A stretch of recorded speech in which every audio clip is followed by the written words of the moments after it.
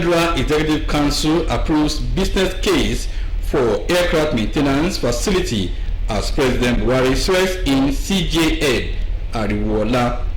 Ogun State government advises members of Nigerian Institute of Electrical and Electronic Engineers to uphold standard practice and avoid unprofessional conduct. Plus, updates from the world of sports. Hello, good evening, and thank you for joining us on Channel 12 News at 7. I am Yemi Dalemu. The Federal Executive Council has approved a full business case for the establishment of aircraft maintenance, repair and overhaul facility in the nation's capital, Abuja. Also to be established is fire truck maintenance and refurbishment center for the aviation industry in Katsina State. Minister of Aviation Hadrit Rika announced this while briefing journalists after the council's meeting. State House correspondent Adamu Samboro also reports that mobile telephone network MTN have been given the go-ahead to take over and complete the construction of the Enugu-Onitsha Expressway linking Enugu and Anambra State. The Federal Executive Council says the project is to be executed under the tax credit scheme. Details in our subsequent bulletin. Meanwhile, Justice Olukoyede Abeokuta has been formally sworn in as the substantive Chief Justice of Nigeria. President Muhammadu Buhari performed the ceremony in fulfillment of the provisions of Section 231, Subsection 1 of the 1999 Constitution as amended. State House correspondent Adamu Sambo has details.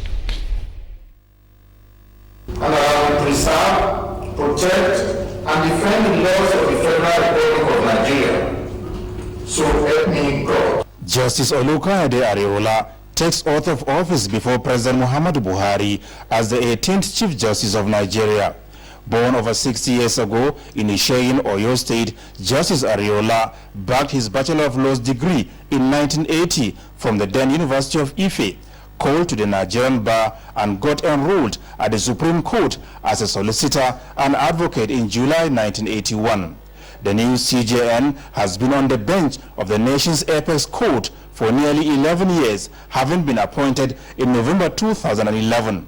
Before his elevation to the Supreme Court, Justice Abeokuta, a fellow of the International Dispute Resolution Institute, served as Justice of the Court of Appeal in Kaduna, Enugu, and Lagos divisions.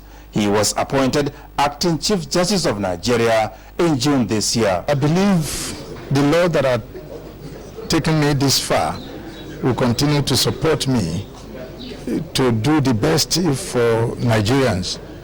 I shall not let down Nigerians, because with the support of my brother justices, I can see all of them are here with me as they were when I was sworn in acting capacity.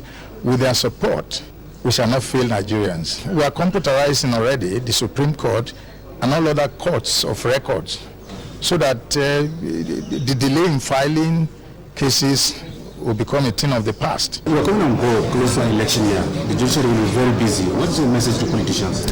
Politicians should allow the judiciary to function. You know, law is not static. And that's why you have seen that the National Assembly had continued to amend the laws. And it is the law that the courts apply to the facts available. We shall continue to do justice if only Nigerians will allow us to perform and function without any pressure. Governors of Oyo and Ondo states, as well as a number of justices of the Supreme Court of Nigeria, were on hand to show solidarity. He is a very disciplined person, he is a team player, and he is an erudite person. These three adjectives qualifies him. So what do Nigerians expect from him? A disciplined judiciary, a selfless judiciary, and a courageous judiciary. Well, the message from Oyo is we are really, really happy.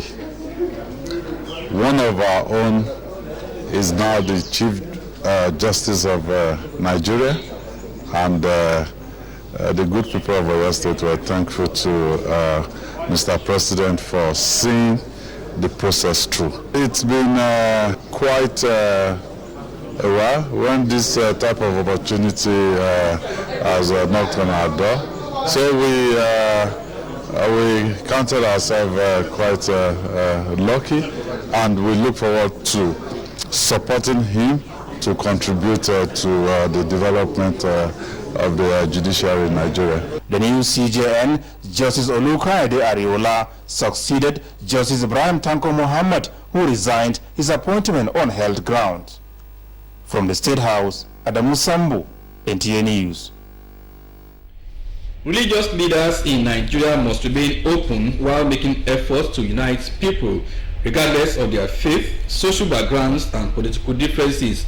Vice President Yemi Osinbajo stated this when he received an audience delegation from the Methodist Church of Nigeria, led by its prelate-elect, Most Reverend Oliver Ali Abba. The delegation came to brief the Vice President on the forthcoming investiture of the prelate-elect next month in Lagos. The prelate-elect was accompanied by the immediate past governor of Bauchi State, Mohammed Abubakar, who is part of the planning of the investiture. Speaking on the task before the religious leaders in the country, the Vice President emphasized the need for leaders of faith to be open at all times, accommodating all various interests and views, regardless of religious or socio-political backgrounds. Vice President Osinbajo expressed his support for the incoming Methodist leader at all times as he takes on the office of the prelate next month. In his remarks, the prelate-elect, the Most Reverend Abba, who hails from Benue State, praised the Buhari administration for all it has achieved, saying the federal government under President Muhammadu Buhari had been living on the democracy dividend. He also commended the effort and commitment of the Vice President to the development of society, describing him as the father of Christians in Nigeria in his capacity as the Vice President, being the highest ranking Christian office holders in government. Prelate-elect Abba will be the first from northern Nigeria. He was elected to the position at the Biennial Conference of the Methodist Church on the 14th of August 2022. Senate has commenced debate on the general principles of the 2023 appropriation bill. The lead debate by the majority leader of the Senate explained that the current federal government debt level is still within substantive limits and that the loans are used to finance critical projects such as various rail projects, power sector reform projects, and health facilities. Senators emphasized on the need for stringent revenue monitoring so as to check leakages. Legislators are bothered that in years when there was embargo on employment in the Nigerian, recurrent expenditure continued to increase astronomically, and therefore call for a review of the overheads of ministries, departments, and agencies of governments. And from the House of Rep, members of the House of Representatives have commended budget implementation timelines in the last 7 years of the administration of President Muhammadu Buhari as the House opened debates on the fiscal proposal for 2023. Members highlighted effort of the federal government on infrastructure and social development and tackling insecurity through timely release of budgeted funds. Other contributions dwelt on prospects and challenges of the 2023 budget estimates vis-a-vis current realities such as crude oil tax, debt servicing, continuation of subsidy regime, debt to GDP ratio, and revenue leakages, among others. The House hopes to conclude debate on the 2023 budget this week and refer document to Committee on Appropriations for further legislative action as it works to sustain the January to December budget cycle. Nigerian girls can outshine their counterparts in the developed countries if all relevant stakeholders unanimously work together to improve the enrollment of girls in schools and abolish all acts that promote gender inequality. Joel Kupola reports that as Nigeria joins the rest of the world to commemorate the International Day of Girl Child with the theme, "Our time is now, our rights, our future," stakeholders say the unwarranted narrative must change. The education of the girl child, as per se, is pivotal to the development of the nation, since empowerment of the girl child will have a multiplier effect. This is why Leadership Foundation for African Girl Child and Women is taking the enlightenment to secondary schools to instill the culture of excellence and consciousness of a bright future in the girls. Various speakers at the occasion encouraged the girls to have self-confidence and take the bull by the horn to change the unwanted stereotype notion against the girl child. For the girls, the advocacy and the International Day of the Girl Child has broadened their knowledge of opportunities and colorful future ahead of them. I've learned a lot, yes. I'm a girl. I need to be strong. Nobody can bully me. Nobody can ride over me. Nobody can cajole me. No matter anything we face as a girl, that we are built strong and we should come back strong. That as a girl, we are equal to a boy and we can even be better. The convener says the narrative is changing with more girls breaking the barriers, but more concerted efforts can fast-track the anticipated change. I was empowered as a girl child. That's why I can start boldly. That's why I can speak boldly. That's why I can face my challenges without wavering. So I believe that if we can transfer such skills to the present girls, they will also grow to become better me because they will be the best of themselves. The girls also showcase their talents in drama presentation, public speaking, and choreography. From Ijebu-Mushin, News. On business news, International Monetary Fund lowers Nigeria's growth projection to 3.2%. Details with Umar Ogungbe. The International Monetary Fund has lowered Nigeria's 2022 economic growth projection to 3.2%. This is 0.2 percentage points lower than the 3.4% project in its July 2022 report.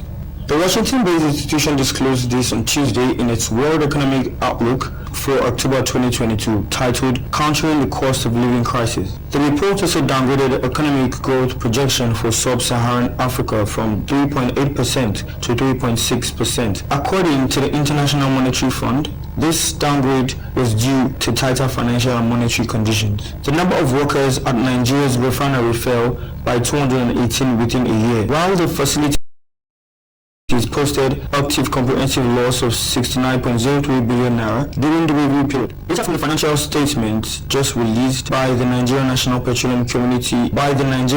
Petroleum Company Limited showed an analysis of the various financial statements of the three refineries indicated that while Cardinal Refinery and Petrochemical Company reduced its workforce by 105 workers, Warri Refinery and Petrochemical Company cut down its staff by 113, but there was no mention of staff reduction at Port Harcourt Refinery Company. And that's all in business news. Umar Ogungbe. Members of Nigerian Institute of Electrical and Electronic Engineers (NIEEE) have been advised to uphold standard practice and guide against unprofessional conduct capable of bringing the image of the profession into disrepute. Ogun State Commissioner for Culture and Tourism Adijat Adeleye Oladako stated this in Abeokuta, Ogun State at the NIEE's 18th ISET Gala Night tagged Olumo Night. Details of Lukman Adefeso's report is here presented.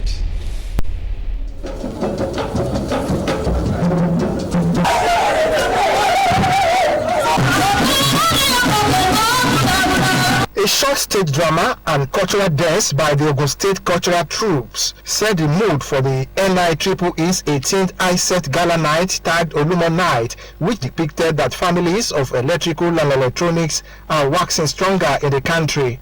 Assuring members of the institute that Ogun State is a secured tourist destination, the State Commissioner for Culture and Tourism, Adijat Adeleye Oladako, advised them not to lose sight of the conference but come up with useful national policies that will guide members into resolving challenges facing power and telecommunication sectors in Nigeria.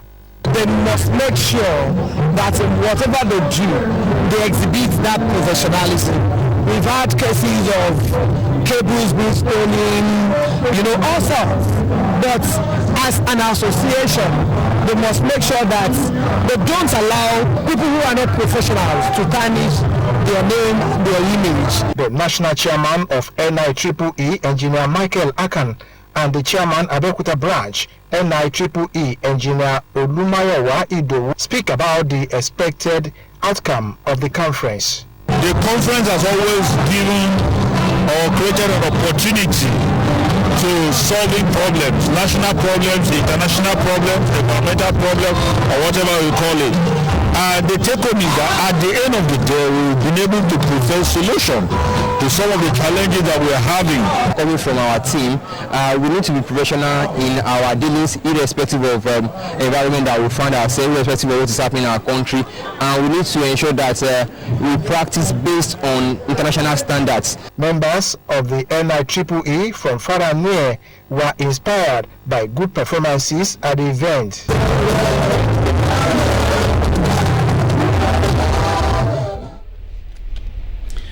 To entertainment stories, Burna Boy receives MFR award from President Buhari. Details with Oluwaseyi Adeleye. Nigerian megastar Burna Boy has been conferred with the award of Member of the Order of the Federal Republic on Tuesday, October 11, 2022, by President Muhammadu Buhari, along other 446 Nigerians, including foreigners, for the national awards at a ceremony held at the Government House Villa in Aso Rock. Afrobeat megastar Damini Ebmoluwa Ogulu, aka Burna Boy, was one of the 75 individuals presented with the Member of the Order of the Federal Republic award. The award, which was presented in recognition of his groundbreaking exploits for becoming the first Nigerian contemporary artist to win the Grammy, was received by his father on behalf of Burna Boy. On a sad note, the Nigerian music industry has been thrown into a mourning state after Igbo-speaking rapper Tidings was reported to have died on October 10, 2022, allegedly from drug-related complications. Different unconfirmed reports allege that the rapper died from drug overdose, while others claim he was poisoned. And that's all entertainment news. Oluwaseyi Adeleye. And it's on that entertainment stories that we end the news tonight. We thank you for watching. Good night.